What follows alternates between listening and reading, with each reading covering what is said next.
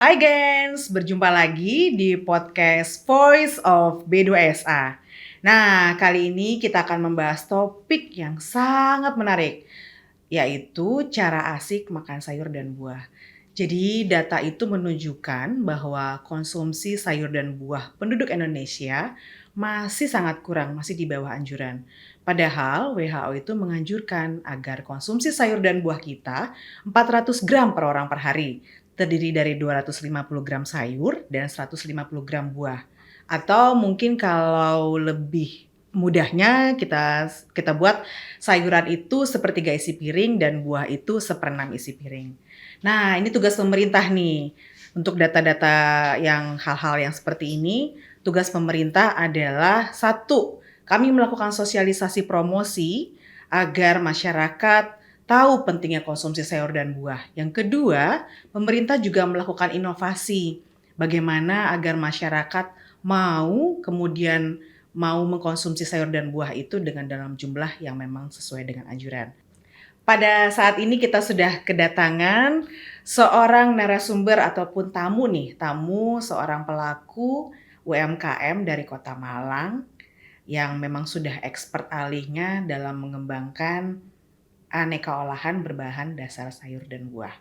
Selamat datang Pak Kris di Jakarta. Terima kasih. Assalamualaikum warahmatullahi wabarakatuh. Sehat Pak? Alhamdulillah. Syukurlah. Ini topinya keren banget ya Pak ya? Ya. Nggak panas Pak nih? Sudah biasa. Jadi Pak Kris ini, Pak Kris boleh cerita kalau Pak Kris ini usahanya yang sekarang Bapak sedang kembangkan itu apa sih Pak? Kemudian nama perusahaannya apa, produknya apa saja dan apa saja sih yang Bapak sudah lakukan gitu? Iya Bu, jadi usaha saya ini saya rintis sejak tahun 2000. 2000 Ya, berarti 20 tahun yang lalu 20 Pak? tahun yang lalu. Tapi saya sebelum itu jadi karyawan ya, pengolahan buah dan sayur untuk bos saya Profesor Dr. Sri Kemalaningsih almarhum selama hampir 10 tahun. Jadi ilmunya sebetulnya sudah ada sebelum jadi UKM. Nah, setelah tahun 2000 saya mengembangkan pertama kali membuat keripik apel di Indonesia. Jadi nggak ada saingan waktu itu. Satu-satunya Pak di Indonesia? Satu-satunya yang menjual keripik apel sebagai oleh-oleh khas Malang. Tahun 2000. Nah, setelah itu saya harus inovasi terus. Karena memang saya backgroundnya dari teknologi pangan, jadi senang membuat inovasi. Jadi tahun kemudian bikin keripik nanas, keripik salak, keripik mangga, keripik melon, keripik semangka. Setiap tahun saya keluarkan inovasi baru. Nah, tahun 2012 saya baru berinovasi keripik sayur. Keripik sayur. Keripik sayuran. 2012. Ya, karena di kota saya ini ada Kota Batu yang menghasilkan banyak sayuran-sayuran. Betul, itu sumbernya Ya, Pak. sumbernya. Jadi akhirnya saya bisa dapat harga murah. Dari situ terus kadang-kadang petani waktu musim hujan terlalu deras, sayurnya nggak laku. Nah, itu kesempatan saya untuk membuat olahan yang tahan sampai setahun, yaitu namanya keripik sayur. Keripik sayur. Tapi awal mula saya membuat keripik sayur itu ada yang mendorong. Waktu saya pameran di Batam, itu ada seorang yang punya galangan kapal itu ngajak saya. Ada waktu nggak Pak Kris? Ayo saya ajak ke toko di Singapura. Di Singapura ngajaknya. Ya, ngajaknya bukan ngajak ke Batam tapi ke Singapura. Nah, ya nanti lain ini setelah pameran ini saya ada kesanggupan. Akhirnya ternyata di sana saya ditunjukkan keripik sayur. Dari Singapura, Ya, keripik dari sayur produk Singapura. Ya, mungkin itu saya lupa produksi Thailand mungkin. Akhirnya orangnya, bisa nggak Pak Kris buat ini? Saya jawab bisa. Akan mau dibuatkan pabrik katanya. Akhirnya saya setelah pulang ke Malang berusaha membuat keripik brokoli, keripik wortel, keripik labu siam, macam-macam lah. Ada sayur di Batu saya buat. Saya tunggu-tunggu nggak ada kabar. PHP ya Pak? Ya mungkin orangnya dihitung-hitung akhirnya nggak jadi, ya nggak tahu, tapi saya memang nggak telepon. Tapi kesempatan bagi saya untuk memulai mengenalkan keripik sayur. Setelah saya tunggu setahun kok nggak berkembang. Nggak berkembang tuh maksudnya bagaimana? Pasarnya nggak berkembang. Jadi Okay. permintaan keripik nangka saya yang lebih dari 1 ton 2 ton, malah keripik sayur 10 kilo sampai 100 kilo pun enggak masuk. Akhirnya manajemen memutuskan, wah ini ide prematur. Ide prematur itu maksudnya ide yang masyarakat belum bisa menerima, kita terima. Nah dari situlah akhirnya kita hentikan. Padahal sudah ada stiker kemasan, itu sudah ada, HACCP juga sudah ada, pokok izin-izin sudah ada. Nah, setelah itu berjalan 10-12 tahun, 10 tahun kemudian ada Badan Pangan Nasional kunjungan ke rumah saya, itu membina bagaimana keripik sayur, karena program kita sekarang bagaimana anak mau makan sayur. Akhirnya saya usulkan keripik sayur dan pas match artinya akhirnya jadilah 2 tahun ini saya ada binaan dari Badan Pangan Nasional untuk membuat keripik sayur. Yang saya suka adalah dipakai contoh Badan Pangan Nasional, snacknya ini, bentuk snack ini pakai contoh dan disosialisasikan ke seluruh dinas-dinas seluruh kota. Itu menurut saya adalah program yang sangat ditunggu-tunggu oleh para UKM, oleh kelompok tani yang memproduksi, yang promosikan pemerintah. Semangat saya jadinya. Jadi akhirnya keripik sayur sekarang ini sudah mulai saya titip-titipkan di langganan saya seluruh Indonesia, mulai dari Bali, Palu, ada Papua, Jakarta, Bandung, terus ada Lampung, ada Pekanbaru. Itu langganan lama saya ikut menjualkan. Jadi sepertinya mulai rame, dan fenomena rame itu dibarengi YouTuber online, istilahnya online, itu keripik sayur dari Cina masuk. Jadi viral lah di TikTok makan sayur keripik, makan keripik sayur, snack sayur tuh viral. Ya ngikut viral juga punya saya gitu. Jadi memang untuk pasar ini kita tidak bisa mengabaikan online. Itu saya. Jadi sudah banyak dijual ya Pak ya. Boleh dicoba nggak Pak? Oh boleh. Boleh ini ya. Adalah kemasan yang memang saya setting untuk anak-anak. Berapa nilai gram sekitar 6.000-7.000 itu 20 gram. 20 gram. Jadi, untuk sekali makan ya. Untuk sekali makan dan ini sudah ada tes nutrition fact-nya, nanti bisa ini. Nah, ini memang. Saya buka Pak. Ya. Saya buka. Coba ini ada. Oke.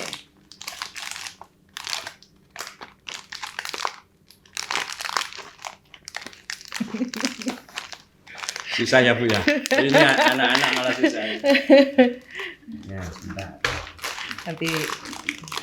Jadi ada, biasanya ada ini ya. Pak, mereknya Sokres Pak ya. Ini, Bu. Sokres, cemilan sehat dan renyah. Apa Pak Sokres ini Pak? Jadi Sokres ini saya buat merek sebagai pasti kres itu renyah. Oh, berarti harusnya renyah nih Pak ya. Keripik harus renyah. Keripik harus renyah. Kalau melempem bukan keripik. Sebagai contohnya ini adalah kacang panjang. Boleh coba ya Pak ya? Nah, boleh coba ya. Kerenyahannya, nah ini bisa hancur. Ini yang orange wortel. Nah, wortel. Bisa. Enak Pak. Lapar kali saya Pak ya. Suaranya aja terdengar dari sini. Betul. Renyah sekali. Renyah sekali. Bau wangi wortelnya juga ada. Ini dari kacang panjang. Kacang panjang. Warnanya masih hijau ya Pak ya? Masih hijau. Jadi itu menunjukkan bahwa klorofilnya masih ada. Karena proses kita dengan hanya suhu 70 derajat. Jadi ini kentang sebagai karbohidratnya. Terus sayur itu banyak mengandung klorofil, antioksidan, apalagi wortel tadi. Warnanya tetap oranye. Jadi beta karoten mungkin masih ada di situ. Tidak banyak yang hilang. Jadi kalau cara pengolahannya memang berarti sudah teruji ya Pak ya? Ya insya Allah saya sudah ada standar-standar seperti HACCP, terus ada balai PIRT, saya masih PIRT, jadi sudah terdaftar. Lalu Pak, selanjutnya inovasi apa nih Bapak yang mau Bapak lakukan gitu? Saya memang suka sekali dengan inovasi yang fungsional food ya. Jadi saya harus membuat produk yang bermanfaat bagi tubuh. Akhirnya mahal pun tidak masalah. Cuma saya ngepaskan di daerah saya ada bahan baku apa yang murah. Jadi sistem UKM itu harus begitu sebetulnya. Jadi saya kepingin sayur ini tidak hanya jadi keripik, tapi jadi sereal, semacam sereal atau apa ya, susu yang ditaburi dengan flake. Yang flake ini terbuat dari sayuran, bayam, atau dari wortel, tapi saya buat flake dulu. Jadi saya membuat bahan setengah jadi untuk olahan lanjutan seperti tepung sayur dan flake sayur.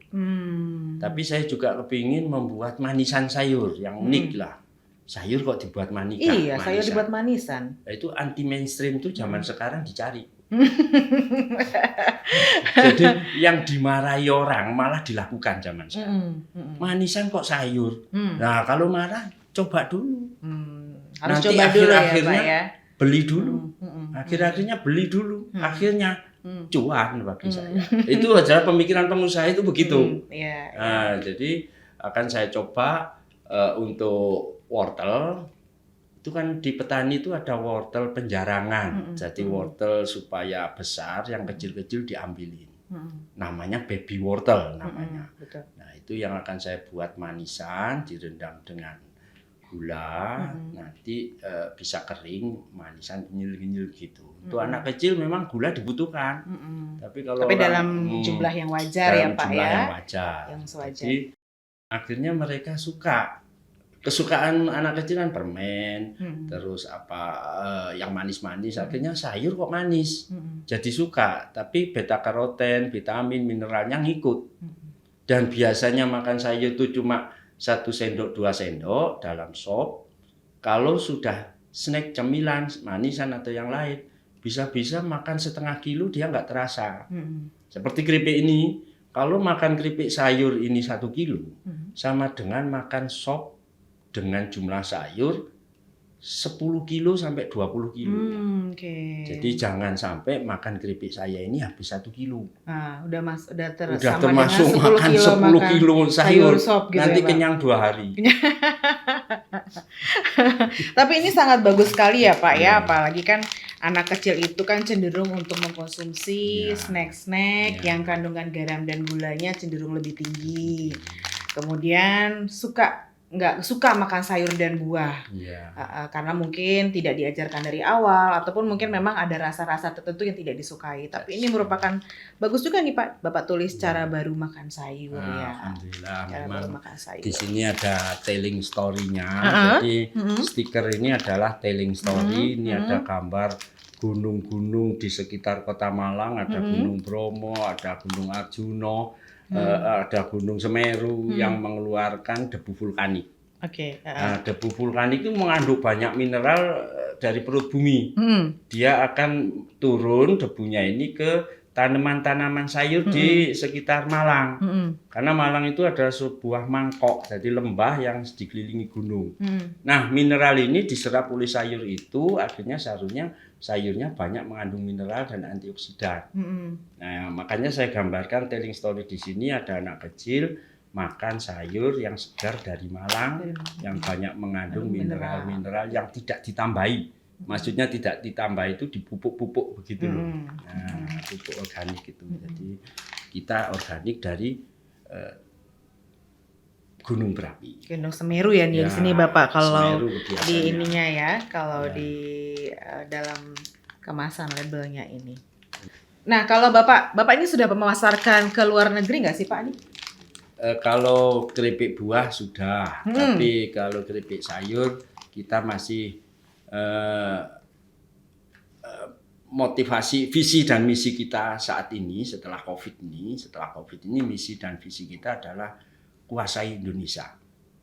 Karena apa? Jadi nggak mikir ekspor dulu, tapi Indonesia itu ada 270 juta mulut yang harus mungkin dapat 1 juta mulut aja sudah walahan saya. Jadi untuk ekspor saya masih keripik buah itu juga sudah nggak terlalu rutin. Dulu ke Cina pernah kirim 5 kontainer keripik nangka, keripik salak, terus sama keripik pisang. Nah, sekarang saya akan ke seluruh provinsi-provinsi, toko oleh-oleh terutama, itu langganan saya. Supaya bisa terkenal ya Pak, dikenal masyarakat ya Pak ya, snack sayur dan buah ini. Tapi Bapak sudah banyak keliling ini nggak sih Pak? Keliling-keliling kota dan negara? Kalau dunia Dalam rangka ini ya Pak, dalam rangka promosi saya produk jadi Indonesia. Spion intelijen, market intelligence ya. Saya kalau mau memasarkan di luar negeri, UKM itu harus melakukan market intelligence dulu. Apa yang diminta sana, harganya berapa, itu kita harus lakukan. Saya udah keliling ke 17 negara. Jadi mulai Asia, terus Timur Tengah, Eropa, yang belum Amerika sama Jepang. Mudah-mudahan melalui ini Pak ya, snack sayur buah ini ya Pak. Snack sayur ini mungkin Jepang, Amerika juga ingin. Tapi ya saya tidak berdoa semuanya minta ke saya. Kewalahan saya nanti gitu. Jadi 17 negara sudah saya lalui. Kalau Indonesia saya sudah keliling dari Sabang sampai Merauke. Tapi bukan tujuan saya memasarkan, tapi saya melatih para UKM pengolahan buah dan sayur. Itu saya justru melatih mereka. Jadi ada di situ manfaat melatih mereka. Lama-lama mereka jadi distributor saya. Jadi lama-lama jadi partner kerja. Jadi itu sehingga akhirnya saya di pabrik saya itu ada rumah pelatihan juga. Terus ada penyedia mesin-mesin olahan makanan. Terus ada mau beli grosir atau OEM namanya, Original Equipment Manufacturer, tinggal kirim stiker, dia yang masarkan di daerahnya sendiri. Ini di Malang ya Bapak? Di Malang, ya? Jadi boleh nanti kalau sebetulnya memang usaha itu harus dimulai dari pasar dulu. Jadi masarkan dulu, baru kena pasarnya bikin pabriknya. Itu saran saya kepada mereka. Nah, kalau yang Bapak gunakan di sini sebagai bahan baku itu apa saja sih Pak? Bahan baku terutama saya ini adalah memanfaatkan buah dan sayur lokal. Itu adalah buah sayur tropis yang setelah saya keliling dunia ini punya kesimpulan. Mereka itu senang kalau dengar buah tropis karena kena sinar matahari 12 jam tiap hari. Di sana enggak. Saya sendiri pernah ke Swiss itu ya, istilahnya panasnya itu enggak sepanas di Indonesia. Nah, klorofil bisa membuat vitamin-vitamin atau membuat antioksidan itu karena sinar matahari. Itu yang dipahami oleh orang-orang Eropa, orang subtropis. Jadi buah Indonesia itu sebenarnya bagus. Cuma kalau mau dikirim buah dan sayur ini mau dikirim segar, itu biayanya tinggi, naik pesawat. Tapi kalau olahan, kita bisa naik kontainer laut atau apa dan tahan setahun. Dari pemikiran itu akhirnya saya senang. Buah dan sayur yang ada di Indonesia, apalagi yang murah-murah, pinginnya saya olah. Ya, kalau memang diolah jadi jus seperti ini, memang radius jualnya memang dekat. Tapi kalau sudah kering atau semacam manisan atau asinan, itu radiusnya bisa seluruh Indonesia atau dunia. Tapi Bapak mengutamakan atau memang semuanya pakai buah lokal ya Pak ya? Buah lokal. Cocok kita Pak, sayur di buah lokal ya Pak ya. Cocok karena beragam jenisnya ya Pak ya. Apalagi ada sayur-sayur yang endemik. Ya, itu saya seneng justru. Contohnya seperti apa tuh Pak? Ya, endemik itu contohnya kangkung yang dari dari Nusa Tenggara Timur tuh. Nah, itu kalau Buat plecing. Kangkung plecing itu saya bisa membuat instan plecing bisa saya sebetulnya. Tapi belum saya mulai, itu masih ide-ide ya, nanti kita lanjut. Oke. Kemudian Pak, kalau misalnya Bapak sudah uji coba kemana saja sih, daya terimanya gimana sih? Tadi kan saya mau udah coba ya Pak ya, enak, rasanya enak. Tapi kan ini kan karena memang mungkin saya suka segala makanan ya Pak ya, jadinya ya. Jadi nanti akan cinta terhadap yang sayur. Karena zaman sekarang kan hindari gula, ya sayur. Banyaklah serat, ya sayur. Kan gitu. Nah, kalau ini yang rame sebetulnya saya nggak bisa tahu kota mana yang rame, tapi karena online ini keseluruhan, kebanyakan Jakarta online-nya. Jadi di pasar online rame. Cuma pasar-pasar offline hanya di toko oleh-oleh kita yang ada Lampung, ada Malang sendiri banyak sekali toko-toko oleh-oleh di Malang itu lebih dari 100 ya. Kita nggak sampai 100 sih, tapi sekitar 50 outlet yang kita masuki, kita pilih-pilih mana yang bayarnya enak. Jadi yang telat-telat itu juga udah saya abaikan aja. Setelah COVID ini memang kita nggak berusaha banyak menghutangi distributor, jadi kontan gitu. Pak, yang ini apa ini Pak ya nih? Yang itu yang belum saya sebutkan. Apa ini? Cabai merah. Cabai Pak? Ya, sekarang saat ini di pabrik saya lagi besar-besaran proses cabai merah karena ini laris. Cabai nggak pedes. Nggak pedes nih Pak? Tapi nggak pedes coba. Nanti kalau pedes. Kalau pedes? Nah, kalau pedes minum ya Pak? Lempar ke saya. Coba ya Pak ya. Nggak pedes ya Pak, jadi artinya kalau anak-anak makan ini ada cabenya pun nggak apa-apa, nggak ada masalah ya Pak ya? Ini kemarin ada komplain begitu, setelah ini. pameran ada komplain mesti takut nggak jadi pedes, nggak jadi pedes. Akhirnya akan saya tulis cabai nggak pedes, cabai nggak pedes. Nanti dikira ada komoditas cabai nggak pedas Pak ini. Saya coba ya Pak. Bener-bener sokres apa tadi Pak? Sokres apa? Sukres ya, kres. So pasti, kres itu bahasa Jawa gitu ya. Terus enggak Pak. Nah, itu kalau makannya bareng dengan keripik kentangnya tadi, lezat malah. Jadi kentang pedas, kentang balado. Jadi ambil satu cabai, satu kentang langsung dimakan bareng. Ada jamur juga di situ.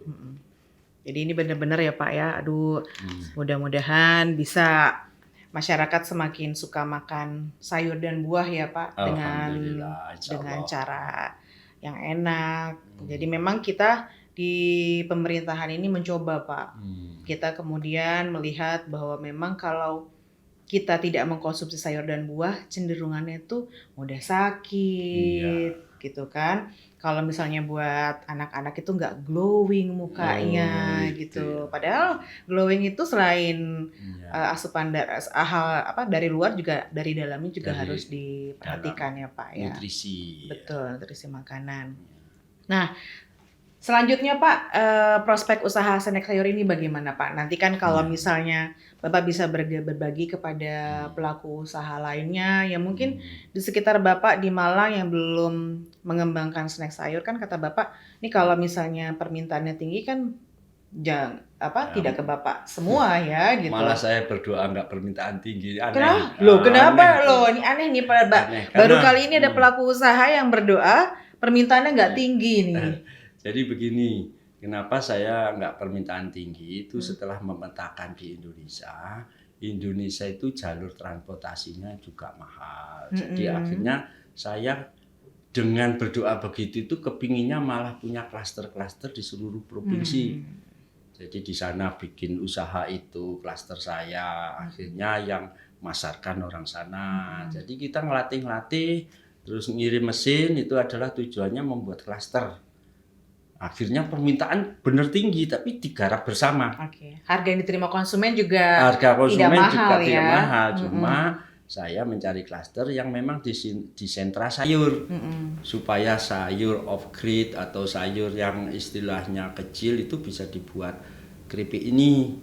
Kalau biasanya petani nggak ada uang, nggak ada ganti uang untuk yang off grid, sekarang petani itu bisa membuat jadi keripik sayur. Nanti atas lisensi saya, kualitas, terus kerenyahan itu controlling dari saya. Makanya saya berdoa nggak mau besar itu biar anggota binaan saya yang besar, itu loh maksudnya. Kan sama aja itu. Besar bersama-sama tapi Nah, kan Pak ya. istilahnya besar bersama-sama ya. Contohnya ini tadi memang saya baru ngajar dari daerah Citarum, dari Cianjur kok jadi Citarum. Citarum sama Cianjur jauh nih Pak. Jauh, karena saya orang Jawa Timur tuh kalau ngelihat Jawa Barat itu semuanya jadi bingung. Jadi baru saja dari Cianjur ya, mampir sini itu yang ngajar bagaimana mereka yang di sentra sayurnya bisa jadi keripik. Nah, nanti kalau ada pesanan Jakarta saya nggak harus kirim dari Jawa Timur, dari Malang, ya udah yang dari Cianjur aja. Itu yang harapan saya sih, karena setelah memetakan keliling dunia itu Indonesia itu luas sekali, kayak dari Arab sampai Inggris sana. Nah, kita kan sayang itu negara kita nggak kita manfaatin. Harapan kami dari pemerintah pun akan muncul seperti yang Bapak sampaikan tadi, muncul di daerah-daerah sentra sayur, juga akan muncul UMKM yang menghasilkan produk-produk sejenis ya Pak ya. Tujuan kami adalah agar seluruh masyarakat bisa meningkat konsumsi sayur dan buahnya Pak. Gitu. Tapi kami tetap terus Pak melakukan sosialisasi dan promosi juga. Saya memang mengharapkan dari pemerintah mereka itu dibina, kalau bisa memang ya ada semacam hibah atau apa dari mereka, karena apa? Usaha keripik buah dan sayur ini adalah usaha yang hanya musiman. Kalau UKM berinvestasi di produk yang bahan bakunya musiman, nilai peluruhannya jadi jauh. Nah, makanya saya kalau pemerintah turun tangan malah seneng. Setiap sentra-sentra ini dibina, dia nggak perlu biaya lagi untuk macam-macam lah. Oke Pak Kris, sepertinya kita sudah banyak mendapatkan informasi dan cerita dan pengalaman dari Pak Kris. Nah, sekarang untuk penutupnya apa yang Bapak mau sampaikan kepada para Gens B2SA yang menonton podcast kali ini Pak? Ya begini, mari kita rubah mindset bahwa makanan yang sehat itu mahal. Jadi jangan tawar-tawar makanan murah. Jadi para ibu harusnya mulai sadar functional food, makan untuk apa? Bagi kesehatan. Itu aja bagi saya.